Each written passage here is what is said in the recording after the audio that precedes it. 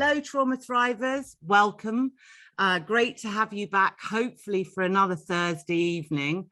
And do you know, we're ladies again tonight, Mel. Oh. So we're 4 ladies. Oh, so this is an invite to any men in the Trauma Thrivers Facebook group or any men out there in general. If you'd like to come and sit on the sofa and join in our Thursday night lives, we'd be very welcome of you, wouldn't we, Mel? Very much so. But tonight, let's just say thank you to the ladies that we have got here. So thank you to Liz and to Lucy. I wondered if you wouldn't mind starting, one of you, just by introducing yourself a little bit and saying who you are. Yeah, I'll kick off. So I'm Lis Cashin, and I'm really passionate about mental well-being. So I'm a mental well-being consultant, speaker, author, trainer, as well as a really deep passion of mine is around empowering women. Amazing. Thank you. Lucy? Yes, hello, and thank you so much for asking me to come on tonight. It's a real pleasure to be here.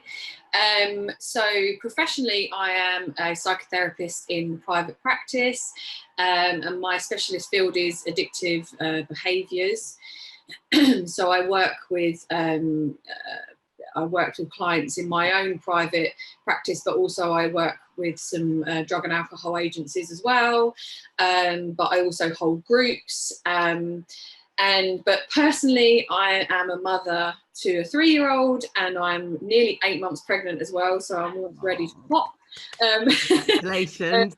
And yeah, and I've been so excited to come on tonight and, you know, talk about my own move into the plant medicine world and what that means. And so, yeah, so kind of, you know, touching on the professional side of that as well. So, yeah, very excited. Well, we are, Mel and I, delighted to have you both here, and thank you. And we're also really happy, and I am, to talk about a subject like drugs and spirituality, and whether those drugs are, you know, plant medicine drugs or other drugs, and just open up the conversation about it. Because, you know, above all, I would like Trauma Thrivers to be a place where we can discuss things and all have an open mind. And whether we agree or disagree, I think there are so many ways of healing and so many modalities that, quite frankly, in our Thursday night groups, everything is up for discussion and everything is open. And,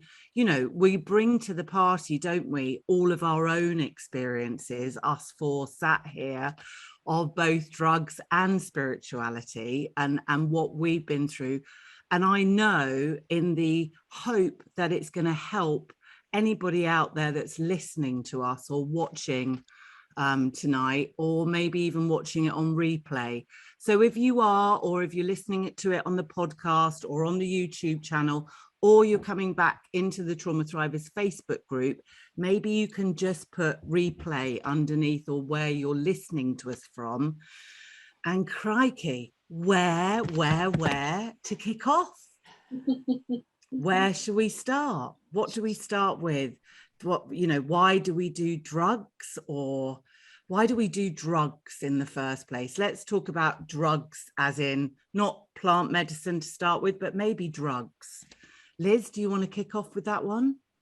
Yes, I'd love to. And I'm just so delighted we're having this conversation, as you know, because for me, it's been such a key part of my journey to recovery from really major trauma.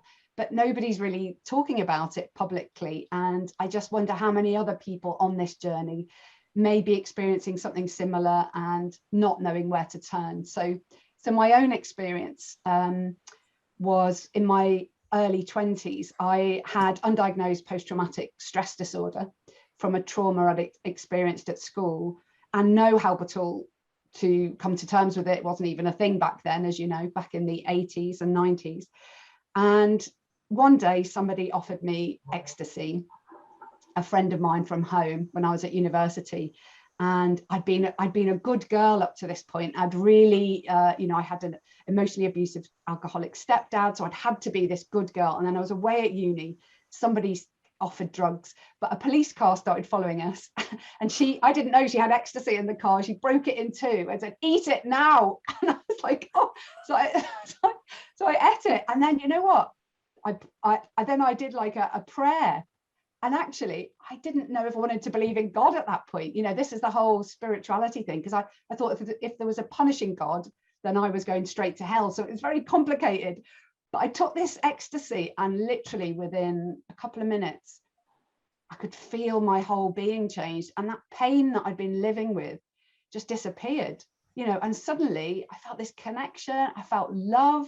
And, you know, up to this point, I was so disconnected from myself, like majorly. And suddenly there was this connection. I felt so much love for my friends. You know, we got into the club. I felt so much love for everybody. I was talking to strangers. There was this bond that, you know, I'd never experienced before, as well as this sort of greater connection. I felt this ecstasy, you know, that's why it's called ecstasy, but it was like this sort of connection to something bigger than me. And I felt it through the music and through the conversations. And so I didn't want to stop taking it. You know, I became very mentally addicted to it, and took it for the next 10 years. And I was sort of taking it, I was like living two lives. So I was getting off my head at the weekends and then going to work in the week once I'd left uni. And there was this shame then attached to it, this shame around taking drugs. And yet when I took the drugs, I felt so good. I felt so connected. You know, I just wish we'd been able to have these kinds of conversations, because actually it's quite a classic response to PTSD. Yeah. Is to try and numb it through drugs or alcohol. But I had no idea back then. I just felt ashamed, really. Yeah. But I felt so good and I felt so connected. So I had this sort of disconnect, but it was also giving me something as well. Yeah, totally. Wow. And what about you guys? Did you experience the same? Did the drugs take your pain away? Mel, I know that, you've probably got quite a bit to say on this as well. Yeah, and I think, you know, not too much that I guess I haven't sort of said before in other discussions that we've had, but it's really interesting what you're saying is, because I, you know, when I talk about my experience with drugs, and when I'm talking specifically about different types of drugs that I used, when I look back on my kind of drug taking career, if you like, I recognize now that there were different drugs that I used for different things. And for me, I always say this, I believe my first spiritual experience was taking MDMA or ecstasy. You know, I really see that. And I had the same when I took mushrooms, and the same when I took acid. Cocaine wasn't so much that for me, but there was still an element of connection when I used cocaine, because there was an element of having more confidence, of being able to talk more, and also of when I first started using it, that I was using it in company with people, and it gave me a connection to those other people, right? And as you quite rightly said, Liz, you know, trauma is disconnect. Yeah, and that is the, you know, the underpinning thing of what happens when we are traumatized as children, is that we disconnect from our authentic selves. So there is this constant quest, whether it's through drugs or alcohol or other behaviors, whether it's through relationships, codependency, whatever it is, there is this constant quest for connection. But the spiritual connection came for me definitely more through the psychedelics and the, you know, and the ecstasy and the MDMA, for sure. Brilliant. Lucy, what's your take on it? You know, and we're talking generically about drugs at the moment, not kind of plant medicine. So I mean, it's wonderful hearing both Liz and Mel talk about what your experiences are like, because I relate to everything that you're saying. And you know, my experience was quite similar to both of yours, actually. And both of my choice of drugs was MDMA and cocaine. I mean, it was alcohol to start with, but obviously, you know, we're talking more about drugs and in this discussion. But and I was very similar to Liz in that I led this life of having like a quite a corporate lifestyle, working during the week, and then the weekends I would be out using MDMA, using cocaine, drinking as well, obviously with it too. And you know, and now I'm able to look back in hindsight, having learned a lot about drugs, and also the connection to trauma and what we are attempting to do when we are taking these drugs. It was a number of reasons why I took them, and over my journey I've discovered it was, but one of the main ones was to not feel what I was feeling. So there was a sense of numbing it out, but also to feel connected as well. And, you know, the more I've learned about drugs and their backgrounds, even the synthetic types, you know, that there is, you know, when you think of cocaine, obviously, you know, we probably don't get the purest form where we are in the UK, but where it comes from, the coca plant, and, you know, the feminine and masculine energies when it comes to different, you know, we'll talk about this later, I'm sure, but, you know, learning more about that and what you're seeking when you're taking these drugs without even really consciously knowing that you're just seeking for love and connection. And that's, you know, it's really wonderful to now know that about my journey as well. And it kind of removes some of the shame and the blame that is connected to getting addicted and having so many years of acting out in a certain way and behaving certain ways and letting people down and hurting people. That is all goes in that process of becoming either addicted or, you know, a heavy user. So yeah, it's yeah. And I, you know, listening to all three of you, it's quite a lot internally going on for me, as in that, you know, I'd already become addicted to nicotine and people and alcohol by this point. And I always thought it was a bit of a lucky escape, in that by the time I got around a lot of drugs, which was when I was in radio in my kind of mid-20s, I'd already been sectioned, being in those days labeled with psychosis, because somebody had spiked me with LSD. So that was always my go-to from like 23, 24, going, I can't do drugs of any sort, because if I do, I might end up back in a psychiatric hospital again, kind of sectioned. And so I actually managed to escape that bit, because otherwise I'd have been exactly down the same pathway, because it was all around me, but I was just too terrified of it. So I mean, putting down alcohol is a drug, putting down nicotine is a drug, but putting down drugs, how did you guys do it?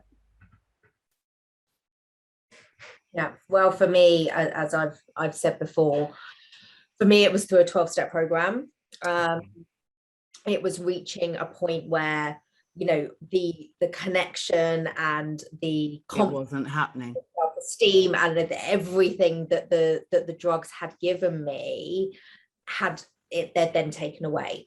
You know, I had crossed line after line after line with my drug taking, and had, you know, sort of hit a very, very low point in my life that had come about because of my addiction.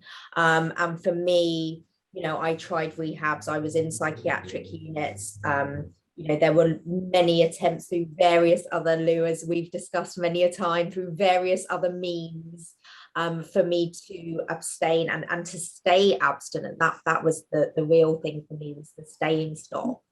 And for me, it was a combination of a 12-step fellowship, along with some really kind of heavy duty trauma treatment.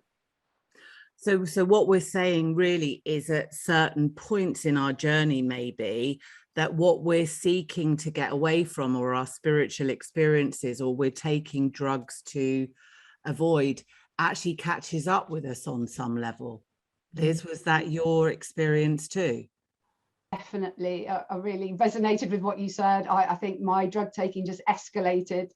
I was taking, you know, cocaine, LSD, ketamine, marijuana, whatever, really. It was, I mean, I never went into heroin, thank God. I think I wouldn't be here today if I had, but I did enough of everything else. And, you know, my life was just a mess, really, in my late 20s. I really had hit rock bottom. And actually, I had a car crash. God.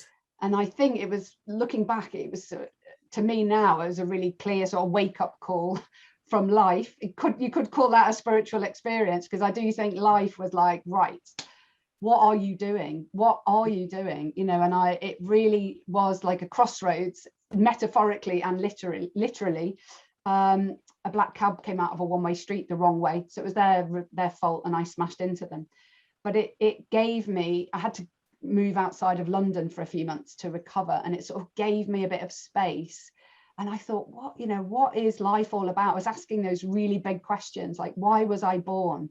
Was it just to create misery, to be in this pain, to create misery for everyone else? You know, everything was at rock bottom. I just had to get a police injunction out against a boyfriend. You know, I mean, I was in abusive relationships, and I just thought, if this is it, actually, I don't want to be here. You know, and I was still carrying all the trauma, of course. And I don't know, just having that space, it was almost like my my life force sort of kicked in, I think. And I thought, right, if I'm going to change, I need to move out of London. I need to get away, because my whole life was built around clubbing. Yeah. And the friends I had were through clubbing. You know, all I did was go to work in between clubbing. You know, it was like a sort of inconvenience. And even that, I was having more and more time off work. My weekends were getting longer and longer.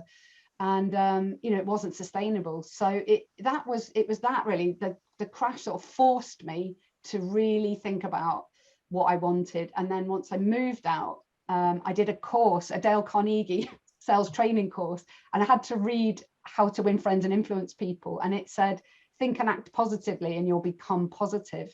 And it was the first time that I thought I had any sort of control over how I felt, how I acted. And it was sort of that then set me on a motion to go traveling. I'll talk about that and let somebody else talk for now, but that was a whole other amazing sort of awakening. Amazing. Lucy, what was your experience like at the end of you trying to find the answer through drugs? Very, very similar to both of Mel and Liz, in that, you know, the drugs and all of that lifestyle caught up with me. And it is true, you know, the seeking of what the pleasure that we want from it or work. I mean, I'll say because I was doing that. It does start to turn on you, and that's also really interesting to hear.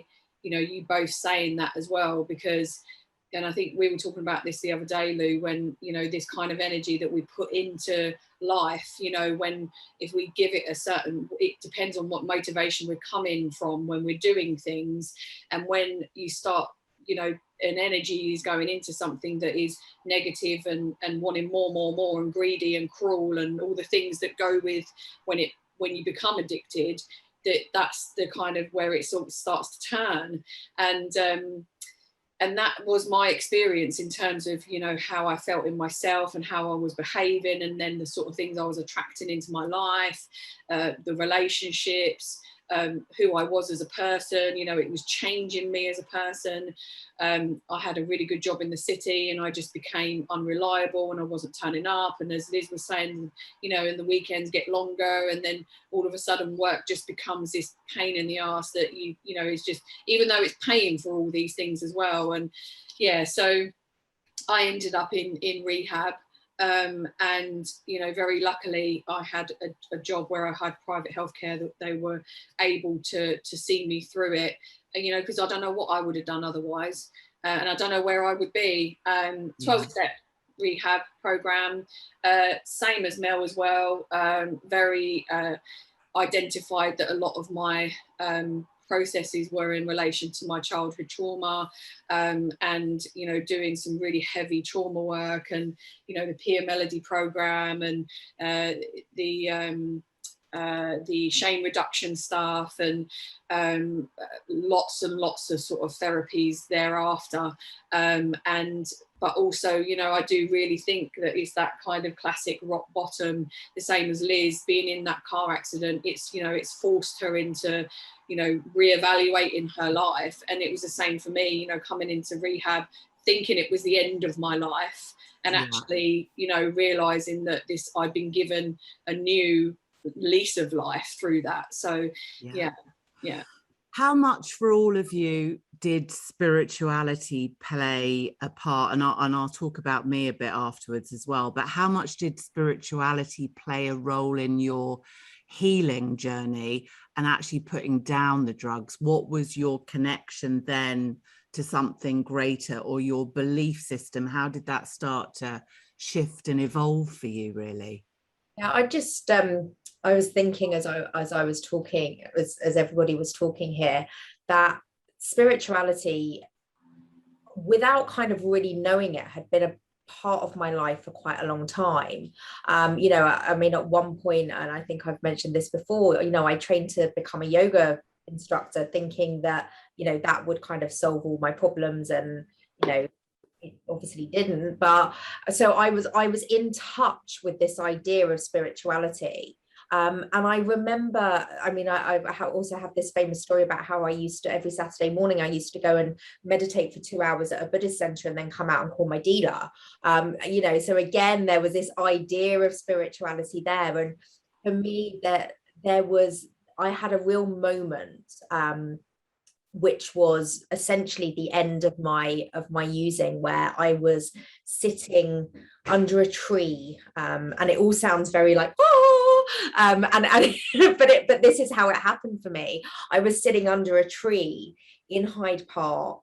I had been missing for, I think, probably 3 or 4 days. I had police out looking for me. I was on missing persons list, and I was sitting there with, you know, alcohol and drugs, and suddenly this literally the sun, as it is a bit now actually, it came, sort of this beam of sun came down onto me, and I remember this voice very clearly saying to me, you know, bearing in mind that I had probably spent the last couple of years before that not really caring if I'd lived or died, and probably hoping for the latter most of the time, this voice very clearly saying to me, Melanie, you want to live and you have a purpose.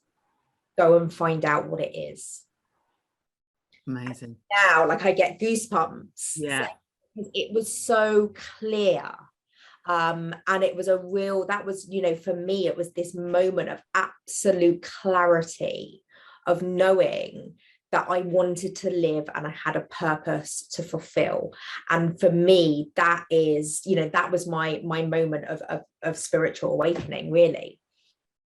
Liz, I know you've got a few moments that are amazing as well. Do you want to share those with us? Well, I wanted to bring in briefly as well how I'd rejected religion most of my life, because I was christened a Catholic, and you know, I really thought there was this punishing God and that I was going to go to hell for what I'd done as a teenager. And so I rejected religion fiercely.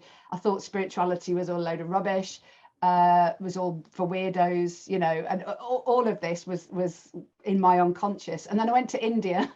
So I was on a beach in South India, and an amazing Dutch girl that I'd met offered me a Reiki session.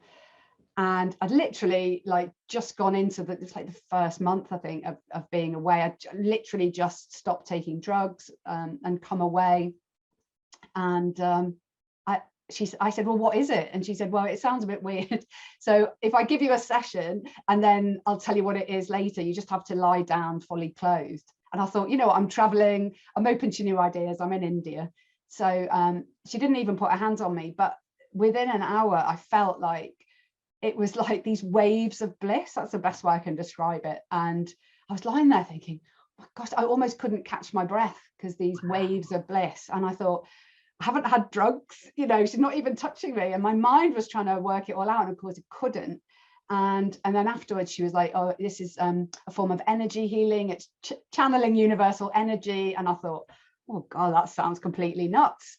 And yet I'd had this profound, amazing experience that I couldn't deny. And actually, because I was so anti all of this, it made that experience more powerful, because I didn't create it, because I had no idea what it was when she offered it to me. So to me, that means it's sort of that pure experience. But what it did was just, I think looking back, if you know about energy centers, I think it was this Kundalini awakening that I wasn't ready for, that sort of blasted all my chakras wide open and set me on a completely different path.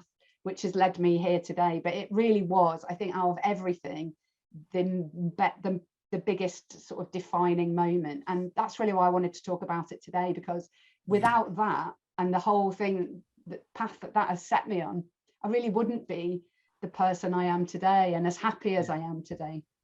Can I just jump in, Luce, just on the back of what Liz is saying? I don't often share that much in these sessions because I'm normally asking the questions, and the person that's asking the questions can't really ask them of themselves. But I just wanted to really identify with that, Liz, because without and it was labeled psychosis, and now I look back at, you know, what happened to me in that psychiatric unit as a real spiritual awakening for me. And it was the most profound moment. I'm getting goosebumps about it even now, and it's 30 years later. And if that hadn't happened to me and I hadn't gone through that, it would have completely changed everything that I've done with my life ever since. And so the visions that I had in my spiritual awakening were so helpful that they've kind of created this roadmap to give me the courage or the tenacity or the spirit, if you like, of keep going through the process of recovery to get to I don't know, a bigger or a brighter or a different future that is more spiritual, because it kind of gave me a mission. So I just want to say, you know, I didn't thank it at the time, but 5 years after it, and for the last 25 years, I am so grateful that that happened to me. So grateful, you know, it was the defining moment too of my life. But I must get that Reiki healer's number in India because she sounds amazing. Lucy, what about you? Spirituality, and of course, a big question, isn't it? Oh yeah, I mean, you know, when I think about during my days of using drugs and being in, you know, as they say, in the madness, you know, I even when I was kind of in between those sort of weekends of being off my face and being in work and being sober in between, I've always seen myself as quite an open-minded, connected, spiritual person. And so I've always been really I've loved things that I've loved that side of the world, you know, but, you know, before I came into recovery, and, you know, now I can look back and look at my drug taking experiences and recognize that there were times when I took psychedelics, and, you know, I can see that what I was seeking was this connection with a higher state of consciousness or some kind of spirituality of my understanding, or, you know, trying to work out, you know, the meaning of life. And, you know, I got a lot of that through the use of magic mushrooms when I used to take them during those days and recreationally, obviously not realizing that that's what I was trying to do, but, you know, in recovery, coming in through a 12-step program, I was very lucky that, you know, it is based on an understanding of a higher power and a spirituality, and the kind of the God stuff isn't forced upon you if you don't want to sort of believe in a God. It's a God of your understanding, and that can be anything that you want. And I was so grateful that I came in, you know, that was my journey into recovery. And over the time of being in recovery, I've, you know, discovered lots of different sort of spiritual paths through, you know, Reiki, through yoga, through meditation, you know, and latterly, you know, what we're going to talk about now. But it's been such a diverse journey for me. I didn't have that bang moment, you know, where I've had that spiritual awakening. I haven't had it. But one thing that also I realise as well, that, you know, when we talk about connection with spirit and connection to spirituality, that we also maybe don't give enough credit to, it's through creativity as well. And I've been a singer since I was able to talk, and I recognise that singing really gave me that. It almost does send you into I don't know if any of you have seen that film Soul that's out, the Disney film. They talk about you know, when you kind of get lost in the moment, and that's what happens when you are a creative individual, when you're either playing the piano or you're singing a song, or you're, you know, you just get lost in a moment. It's like you're in a different kind of higher state of consciousness, and I realized that through my singing that's been a real spiritual path for me as well. So, you know, it's a combination of a lot of things. Yeah. And, you know, there's a lot of people listening that maybe think, you know, spirituality is a big term, and that, you know, I haven't got, you know, it has to be a God, as Liz was saying, but it is just a connection, even to other people or a group of people. And that can be spiritual in and of itself, can't it? And just starting to think that there might be a higher self, or a flow self, or somebody in our adult, very ventral, vagal, connected up place, you know, that's spiritual in and of itself, isn't it? So what do we think's the difference then between drugs and plant medicine?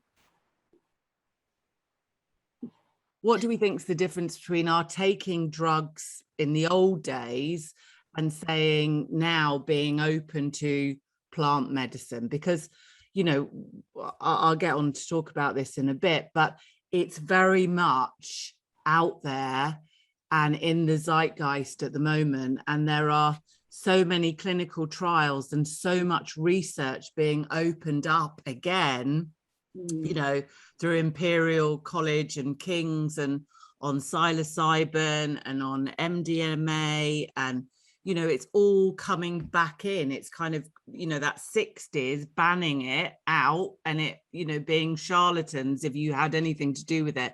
It's now the research on it is looking really promising, and we can't ignore trauma greats in the field, like, I don't know, Bessel van der Kolk or Gabor Mate or whoever else, who are actually saying that the research and some of it looks promising.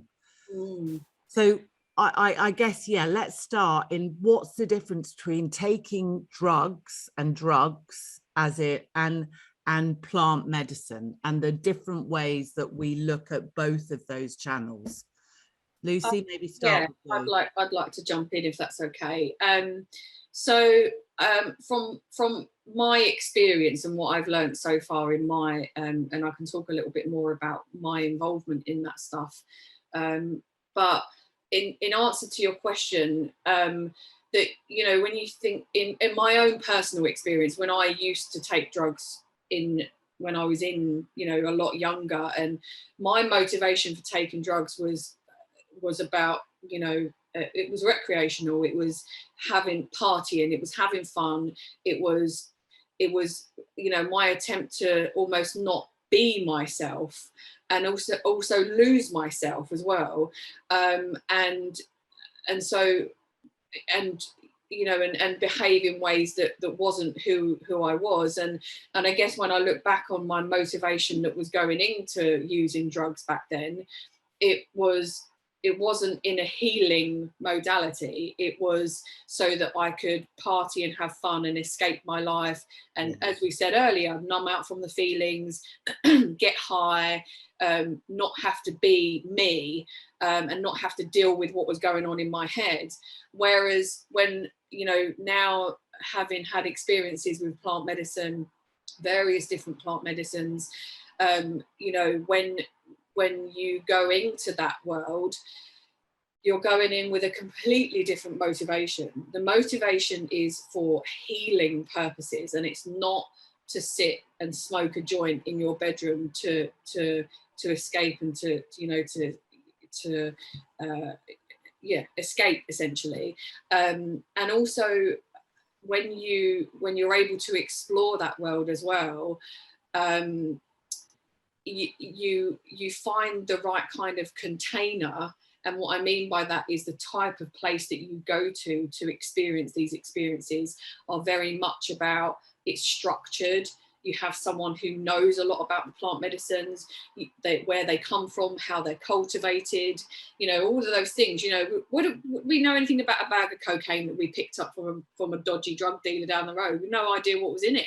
You know, when you're going to do plant medicine and you're going to a reputable place, you will know the tribes that cultivated the medicines, and all the energy that went into it, and the blessing that goes into it before you have the medicine, the type of container that you're in as well, and how they manage that process with the healing and the prayers that go into it and the care that's given to you. And you know, it's such a different energy that is going into the plant medicine use. It's nothing like that world. And also, you know, people kind of think, oh, you know, I'm going to go and do ayahuasca and it's going to be wonderful. And it's actually, you know, it might not be. The expectation should be that I know I'm going to go and have to do the work. This is doing the work in a plant, using plant medicine to assist that journey. So it's not sitting around a fire high on psilocybin and singing Kumbaya.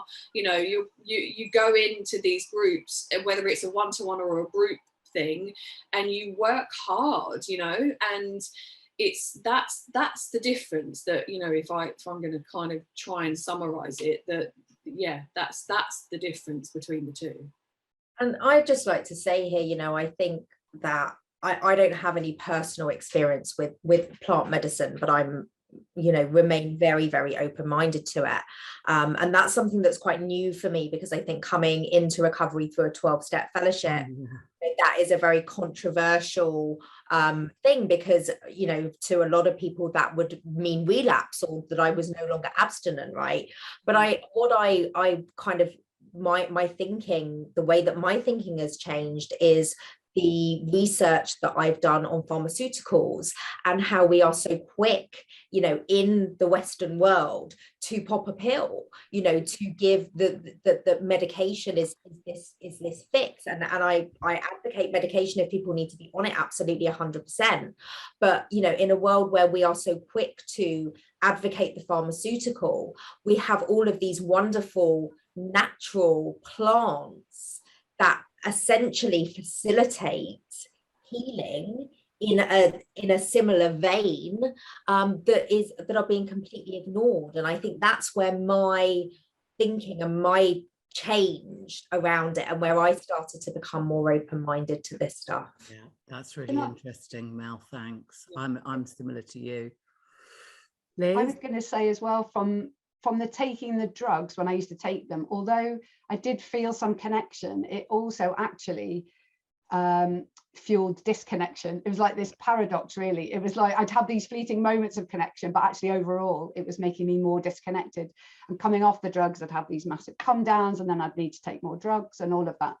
But it's the plant medicine that I've sort of had. I know I did a shamanic workshop in Thailand, and we had these sort of plant drops, but there was that respect, like you were saying, Lucy. It was all about really respecting them and blessing them, and it was very much about healing. And actually that fueled the connection.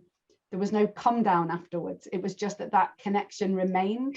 So it was more that sort of what I was seeking through taking the other drugs, those fleeting glimpses that then disappeared, and I'd need to sort of try and take more.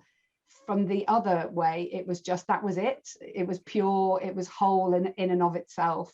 And there wasn't this sort of after effect of needing to have more. It was just this sort of complete healing experience. Yeah.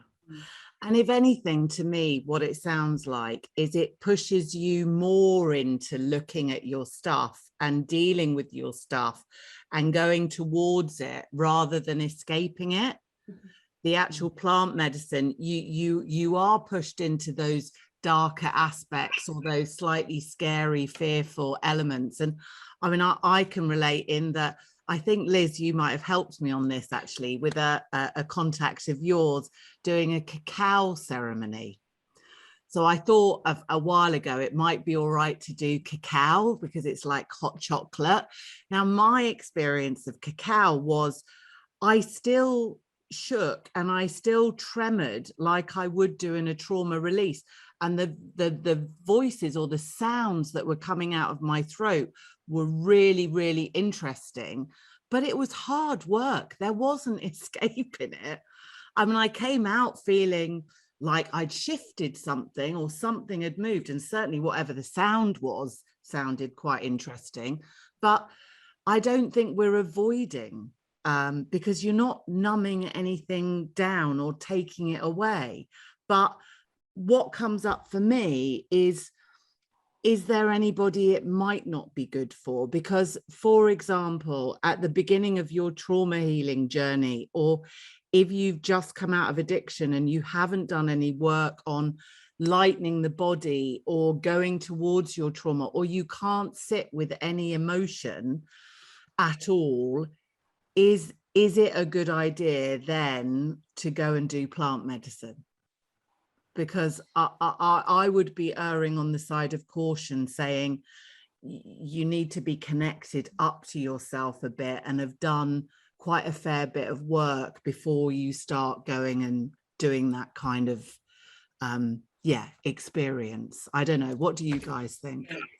I agree with you, Lou, because personally I would not have imagined or dreamt going anywhere near plant medicine, you know, because I'm over sort of 7 years in recovery myself, and I couldn't have been ready.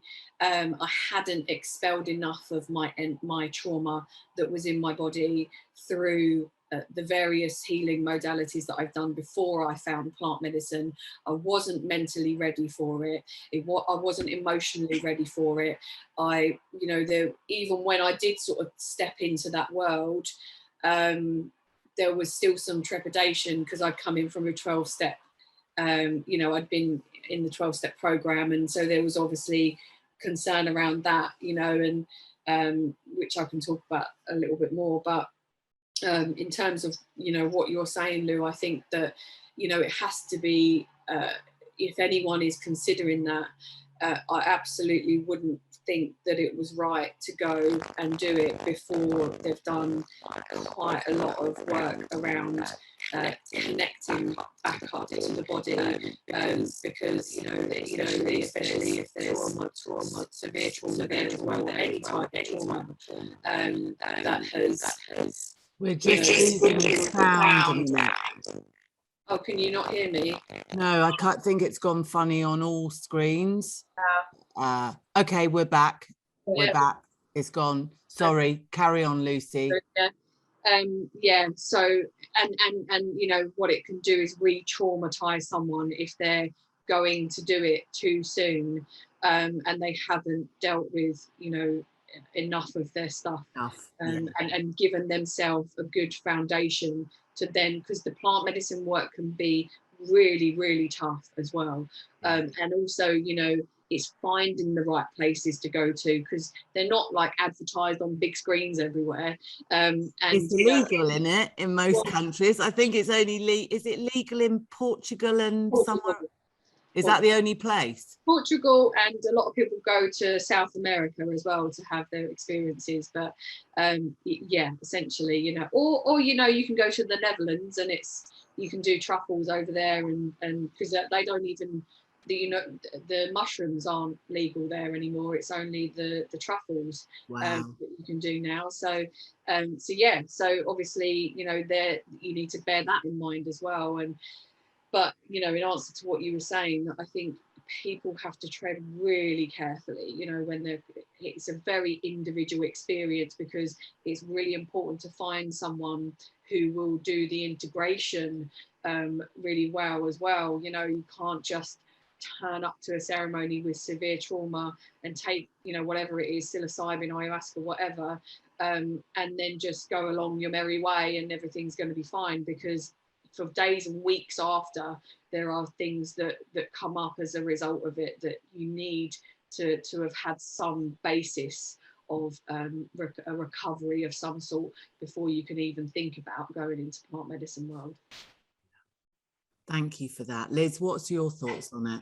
Well, I was just thinking, I've done everything back to front, really. So I'm the sort of, I'm the thing that shouldn't have worked, really, because I took drugs when I still had my trauma. I had my spiritual awakening when I still had my trauma, and I had the, in Thailand, had those drops when because my trauma was only diagnosed 4 years ago, so I was carrying it for over 30 years. So I'm really, it's a difficult one for me, because would I advocate it for others? I totally hear everything you're saying, and it being a safe space and everything like that. I've done everything and it not be a safe space, and it's brought me to where I am today. But I'm not saying that that's been an easy journey, and it, maybe it could have gone horribly wrong in different parts, and that's the thing. For somebody else, it might not have worked. It might not have worked out. And I was thrown into chaos after some of the things, because I would just throw myself into everything. Yeah. As soon as I realized that there was a chance that I could, be well and be happy, I was doing everything. And actually that was unsafe. I was literally throwing myself into all sorts of courses and new experiences, and sometimes it would be like this explosion, like, wow, this is amazing, and then I have this massive crash afterwards, and be in chaos for a long time. So although I've done everything wrong, I still managed to find a way through. But I totally hear what you're saying. Now that we know more and we can do it in a more of a safe and therapeutic way, then I totally advocate for that. Yeah.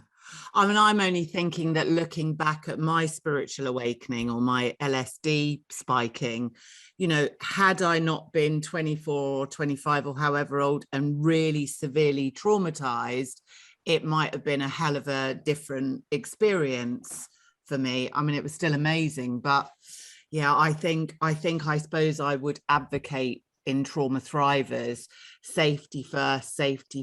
And the safety first is for the nervous system that's already been so dysregulated often for so much of our young lives, that we have to learn, don't we, slowly to tolerate and titrate different energies in our body, sometimes for a while, until we feel adult or resourced enough to be able to manage it.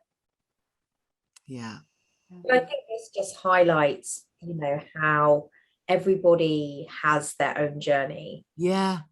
And this is something that, I talk about often, is, people will come to me and they'll say, well, what is the right thing for me to do? And I can't tell you that, with all of my training and all of my personal experience. I can tell you what my experience has been. I can tell you what my professional knowledge is, but I can't necessarily tell you what's right for you. I can tell you if it feels addictive or a quick fix, or you think you're going to escape something, don't do it. Exactly. And I think this is what I'm really kind of getting, the sort of nuggets that I'm getting here, is this idea that, are we doing it to escape, or are we doing it to lose ourselves, or are we doing it to find ourselves? Yeah. And I think this is the real difference here. Are we doing it to escape, or are we doing it to heal?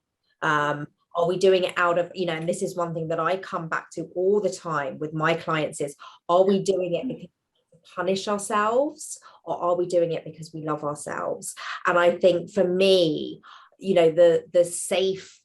finding the safety of going into something like plant medicine, but for me personally, would be, I'm doing this from a place of loving myself, not from a place of needing to punish and escape myself. I love that. Yeah, I would agree with that too. So any last thoughts, ladies, for anybody listening? Just from me, I would say, on the sort of on the plant medicine side of things, that if anyone is considering, is curious about it, or wants to try that sort of, they're ready to take that next step in their journey, and they don't really know, how to go about it. you know, I'm very, very happy for anyone to contact me if they want to DM me around that side of stuff. But also what I would say as a piece of advice is, if you're going to go and give it a go, there are plant medicines that aren't psychoactive that you can start with. You know, Lou, you spoke earlier about having your cacao journey and what that was like for you. These can be so powerful. Yeah. And, you know, you can go to a drumming circle. You know, it's unbelievable what you can get from the vibrations and the noise and the group and the energy and everything you get from that. Or you can go and do you know, a breath work. You can do holotropic breath work. You know, we have dimethyltryptamine, which is DMT, which is the same molecule which is in psilocybin, which is in, you know, all those, the psychedelic, the bufo and you know, all those the psychedelic experiences that you have. Dimethyltryptamine is, and our body has DMT, and when we go into a breathwork session, we're guided in a breathwork session and it's done properly, you can reach a higher state of consciousness without taking psychedelics. Yeah. So there is that as well. There's also Cambo, which is from a frog in the jungle. That's not psychoactive, but that works through your body to clear out energies, and it's not a very pleasant experience. You're going to throw up a lot, but it's absolutely like the most incredible experience I've had, where I've connected with all different energy centers in my body. That's not psychoactive. You've got Hape tobacco, which is used as well, which is for the pineal gland and helping you with lucid dreaming and connecting to a higher state of consciousness. There is so much that you can do to connect without using a psychoactive substance that might help you to lead you into your plant medicine journey for when you are ready to then maybe take that step with the ayahuascas, with the bufo, with the psilocybin. I'm so glad that I've done my journey the way I have done, because, you know, I still see myself as someone who's in recovery. And that's my personal journey. I know I've gone into plant medicine not with an intention of, as Mel said, losing myself. It's actually trying to find more out about myself and connect more, and doing it from a loving place as well. So, and what Liz said about, you know, not feeling, almost like not having that come down, not having the thoughts afterwards as like, oh my God, I've got to do that again, I must have more. It doesn't do that. You know, if anything, when I've done a ceremony, I'm like, oh my God, I'm not doing that for another 6 months to a year, because it's hard work, you know, and it's tiring, and there's a lot that comes up, and you need to integrate it, you need to work through it and give it the respect that it deserves, and give yourself time to heal from that experience. And then maybe when you're called to it, because they talk a lot about being called by the medicine as well, which is when mine started to come about. I started to see documentaries about ayahuasca, and I started to really kind of, it came into my vision just out of nowhere, and I became really curious about it. And that's when I started to do my research, and you get called by the medicine. You know, before I'd done Cambo, I just saw green frogs everywhere, and I was like, why am I keep seeing green frogs? You know, it's wonderful. It's that kind of spiritual stuff that you just start to become aware of. So yeah, for anyone who's wanting to take those steps into the world, into the plant medicine world, I think it's a wonderful journey, but you have to be ready, and maybe consider non-psychoactive ones before you go into the kind of, you know, the kind of ones that people talk a lot about, you know, in the southern part of America, and yeah, those ones. So, okay. So yeah, that's what I would say. So with that in mind, and with it becoming, you know, more mainstream and more out there, and obviously, you know, more researched, and microdosing and everything else, so it's coming into the public consciousness, where do we think that we all are in terms of our own personal and professional development, working in mental health or spiritual development, or where do you see your careers and stuff heading in terms of, yeah, plant medicine or spirituality or cacao journeys even? Lucy, we pretty much know that you're in this for the long haul now. Would you say that's the case? Yeah, absolutely. I've been working with a plant medicine teacher who is based in Los Angeles, and I've learned a lot about the background of psilocybin and how it was used by the Mayans, and you know, we don't know enough about it, you know, and also you know, Hape tobacco and Sananga. I don't know if that's one that anyone's heard of. It goes in the eyes and it's just unbelievable. Also not psychoactive, but I'm really interested in the long run. I'd love to do a PhD in the study of plant medicine. There are ones available that I've heard people doing on the study of ayahuasca and well, there's MAs, aren't there, in psychedelic psychotherapy now, and you know, the whole realm of bringing it much more into the mental health field and integrating it with a psychotherapeutic background as well. Absolutely. And on that note as well, you know, because I've done my training with this teacher in Los Angeles, I have been sitting with people with psilocybin and journeying with them, not myself, but, you know, I've had obviously my own journeys, but, you know, they come and journey in a safe place where they know that someone has, you know, got a very knowledgeable background of it, and you know, that's been a wonderful experience to be able to hold space for other people, and for them to journey with very moderate doses of psilocybin, nothing crazy, but also learning about microdosing and the benefits of microdosing psilocybin. So in the long run, you know, I don't know how things will alter in terms of the legalities around it, but I absolutely want to be involved more on a professional side of things, because I do think it's the way forward. I really do. Yeah, I hear you. Girls, what do you both think about it, and where you want to go professionally next and all the rest of it? Liz, what are your thoughts?